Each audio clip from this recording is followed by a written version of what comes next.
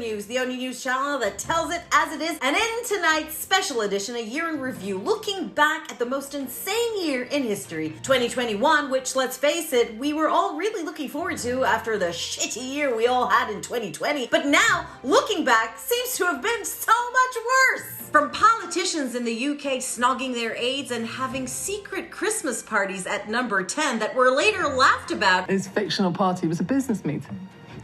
And it was not socially distanced. Leaving us all wondering if cheese and wine is in fact okay. Is cheese and wine all right? To Kim and Kanye splitting up after 7 years in marriage and Donald Trump finally getting banned by Twitter. 2021 will be a year we all remember. The year started with a massive riot at the US Capitol threatening to end democracy as we know it. It was the year that the land of the free almost became the land you should flee. It was also the year of sore election losers and lots of conspiracy theories. From election fraud to 5G being injected in people's arms, it truly was a year that made us all miss good old-fashioned conspiracy theories. Fun ones, like Elvis still being alive, or the moon landing being fake, or that the Jews rule the world. Oh, excuse me. Sorry, no, I can't talk right now. I'm busy ruling the world. Shalom. In January, Elon Musk became the richest man on earth with a net worth value of $185 billion, while poor Jeff Bezos only had 184. And while everyone in the world was still struggling through oh God, what was it called again? Oh yes, a worldwide pandemic, Jeff decided to fly to space in what can only be described as a massive vibrator.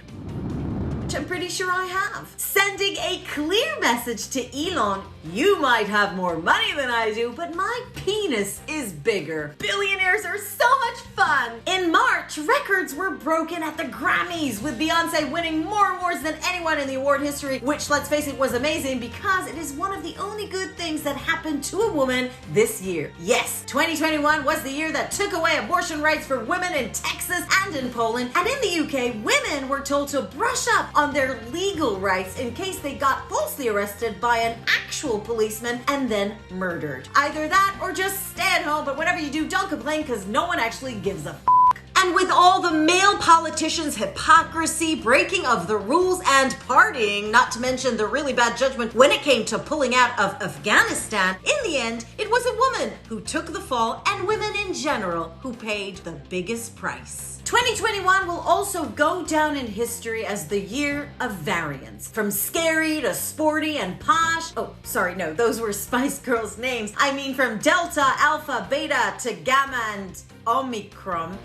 I think it is safe to say those making up the names lack creativity. I mean, wouldn't it be more exciting if the variants, for example, were named after famous villains? Like Freddy Krueger or Darth Vader. I am your father. Ooh, that would have been a good one. It was also the year of vaccine programs. Boosters and boosters to the boosters, getting needles in people's arms faster than a sewing machine. Vaccines became more controversial than pineapple on pizza. And mask wars. Yes, in many cases, it was the year people sort of lost their mind over a piece of fabric. Some even claimed that wearing a mask was as oppressive as being in a concentration camp in the Holocaust.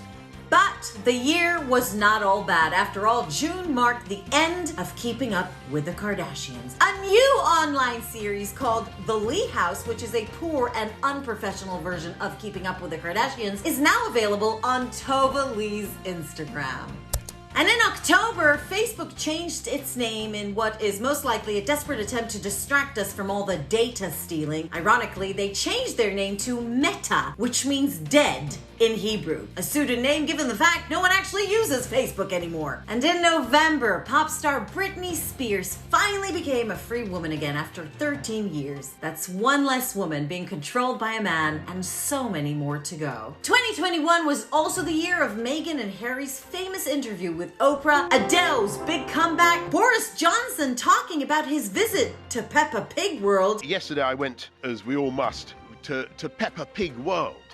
don't know if you've been to Peppa Pig World. Hands up anyone who's been to Peppa Pig World. And the year that in the UK there was a shortage of everything. Petrol, Weetabix, Uber drivers, lorry drivers, tourists, and foreigners in general. Good to know that Brexit is still going well. Good job, everyone.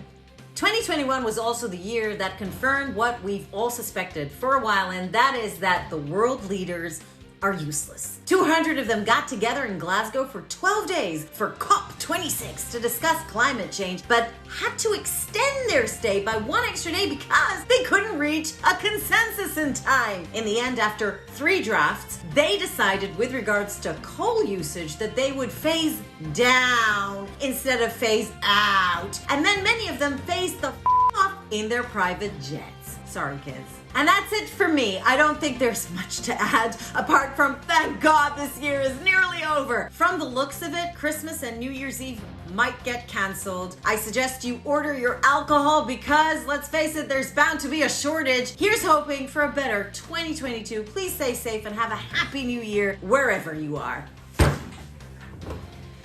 Okay. Have we come?